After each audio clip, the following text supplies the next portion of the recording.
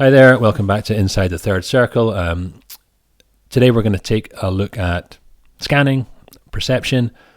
We're going to focus our attention on the habits of the young Juventus attacker who I've really enjoyed watching recently. That's Fabio Miretti.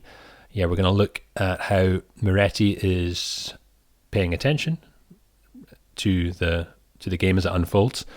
And before we get to that footage, I thought it would be fun just to start with hearing from Miretti's coach at Juventus, Luciano Spalletti. I like Spalletti. I enjoy watching his teams play football. He's a guy who I think sees things differently from many coaches in the modern era. He talks in riddles sometimes, right? He makes these enigmatic quotes about, systems don't exist anymore, this kind of thing. And he's been around for a while. He was using Totti as a false nine in the mid-2000s, and I mean, right up to recent times with his Napoli team were really fun to watch, and they were champions, and now he's at Juventus, and it's early days, but they play good football, right? They play football that's it's entertaining to watch. It feels like it has a kind of, I don't know, it's difficult to describe sometimes, but it has like a swing to it, as if decisions are being made kind of late by the players. There's a bit more of an off-the-cuff vibe, a bit more of a spontaneous aspect to the play, which I really like. Other coaches, analysts don't like that kind of thing because it can, of course, lead to chaos, right, and lead to things falling apart. Spalletti's teams, for the most part, seem to hold it together, but I think it's interesting to think about, like, how are they holding it together? And maybe Miretti's scanning can give us a little clue to that. But this is from a video by The Purist, who is on YouTube and makes really, I think, high quality content. It's entertaining, it's informative, and it touches on, I think, a lot of really pertinent tactical topics. This is from the most recent video from The Purist on Spalletti's Juve. So let's listen. Non c'è più un vero e proprio sistema, cioè c'è soltanto, e ci si passa qualche volta dal sistema che si vuole, perché poi è un continuo andare a ricoprire delle marcature, degli spazi, a prendere in visione delle cose che non assomigliano più. So it's almost like a typical Spalletti comment at this point, right? The systems don't exist, everything is changing, everything's in flux. I like that little comment there of keeping an eye on things that don't resemble anything anymore. I mean, that's kind of fun, right? It's what does he mean by that? And I suppose it's what I was mentioning. If you're playing a loose, kind of off the cuff style, more free form attack, not entirely free form, right? But a looser interpretation, then how are you as a team staying together and being coherent and making functional attacks that actually work? And it's not just like chaos, right? Things aren't falling to bits, falling apart. He says things that don't resemble anything anymore. Familiarity is obviously very important for a lot of coaches, and the way they construct attacks. You know what's going to happen. There's repeated processes. Generally speaking, of course, there's improvisation all the time in the reality of the game. But coaches are explicit about wanting to create familiar, repeated situations because it becomes quicker, more efficient to parse the information. Spalletti's team is interested in things that don't resemble anything anymore, so that's unfamiliar things. So how are we paying attention to unfamiliar things? And that's a big question. I don't think we're going to answer it here, but we can get some clues as coaches as well, and how we can go about helping players to do this kind of thing. Scanning is the thing that pops up immediately, right? To perceive the game, you have to look around, right? You have to be able to take in information visually. There's lots of good work on scanning. Gear Jourdain, Calmarius Axum, but a lot of it's in this kind of technical coaching sphere. But I think it's just really applicable at any level of analysis, and I think it's something that is really useful to get into if we want to try and escape from this more bird's eye 2D tactics board, shape v shape. Where's our overloads? Where's our numerical advantages? How do we manipulate space, the spatiality, the territory, right? This flat space. It's not all about that from a player's perspective. It's happening much more chaotic, and from a ref cam perspective, you can start to appreciate that. And I think that's a really useful way, like for coaches, analysts, and fans who are interested in understanding some of these other perspectives of tactical interpretation, how we can actually watch football and watch some of these things. So, with all that said, okay, let's get to some footage.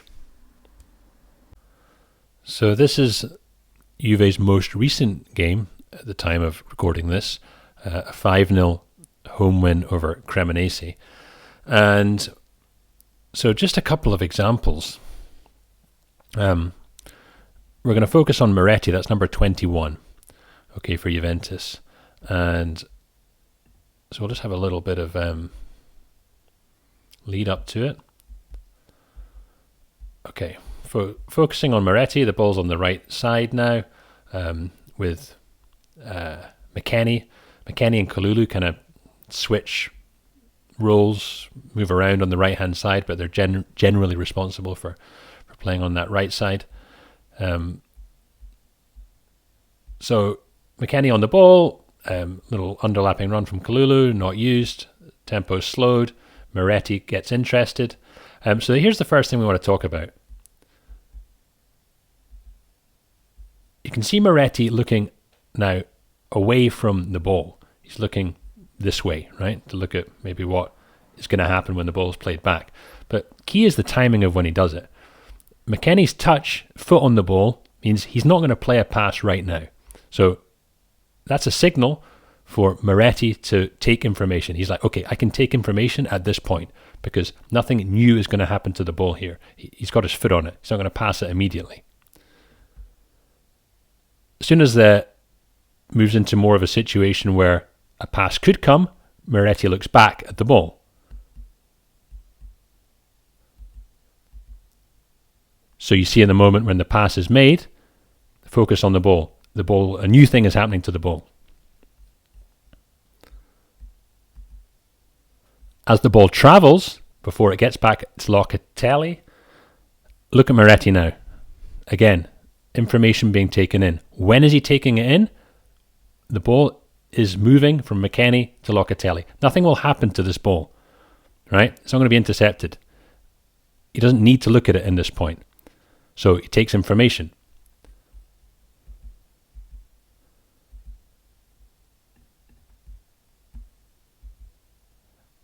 As it arrives to Locatelli, focus back on the ball.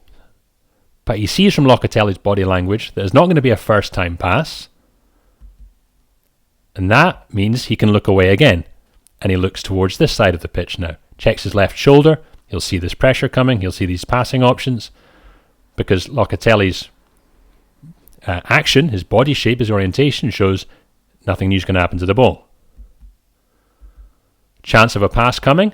Where are we looking? Back on it. Pass comes now. At the moment of contact with the foot,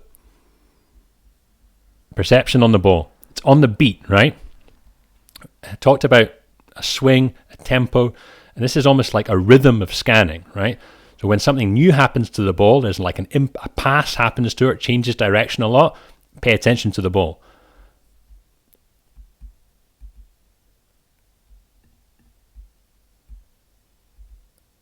As the ball travels, we see another little look to the left. The head moved another little bit, a little twitch of the head to check the left shoulder again as the ball is traveling.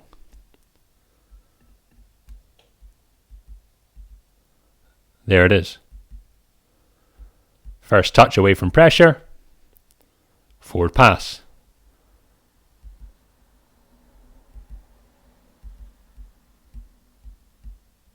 McKennie shapes to make an action with the ball. Kalulu makes shapes to make an action with the ball. Where's the focus? On the ball.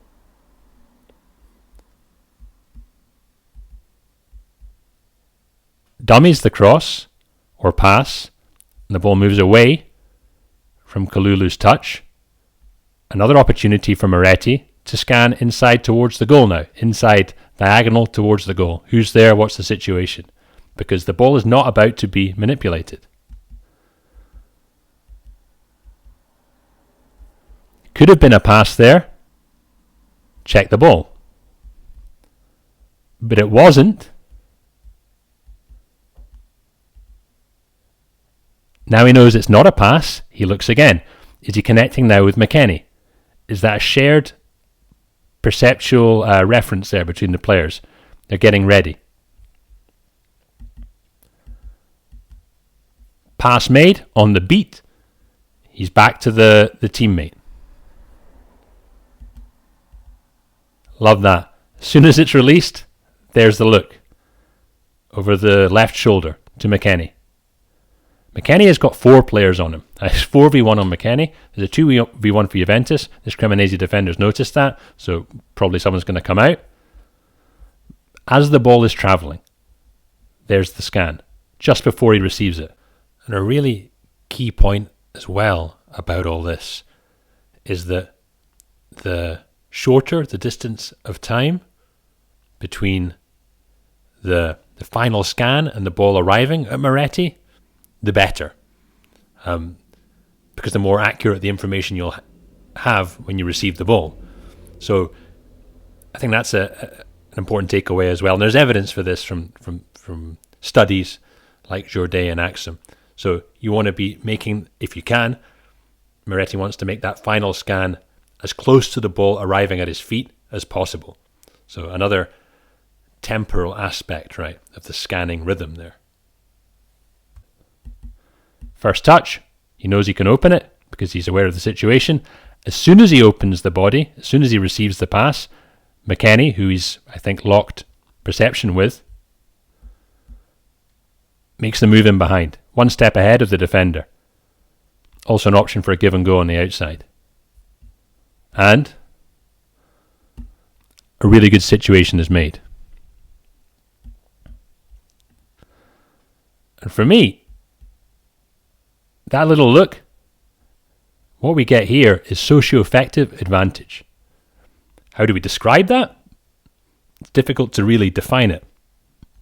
But by this constant checking and scanning of the environment and locking perceptions with teammates, new ways of attacking can be intuited, right, and felt between the players. Obviously, you're taking reference from like objective things that are happening in the game. Where's the space behind the line, etc. What are the defenders paying attention to? And what is so key and so important to understand about all this objective information or whatever you're gathering about the game is also the understanding of each other, right?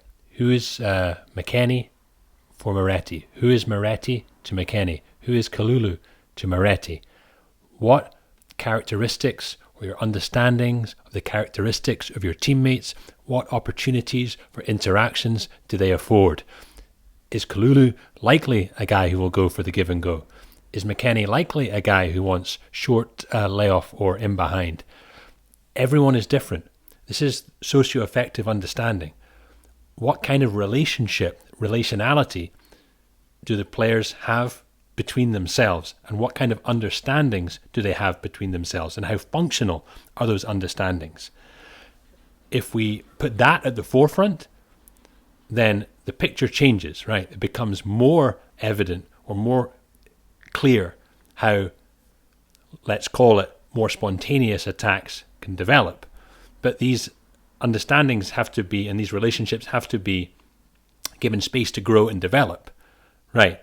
For teammates to know each other within the broader perceptual framings of the coach, right, of the general style of play. Then who am I playing with? What is the situation in relation to the dynamics of the defenders, in relation to what my teammate affords me in this moment? What is possible? And that way of thinking about things really does open up the possibilities. But these glances, these looks, and they're happening in specific moments, right? And I think that's really demonstrated by Miretti. When the ball is travelling, when something is not happening to the ball that is new, that's going to change its circumstances a lot,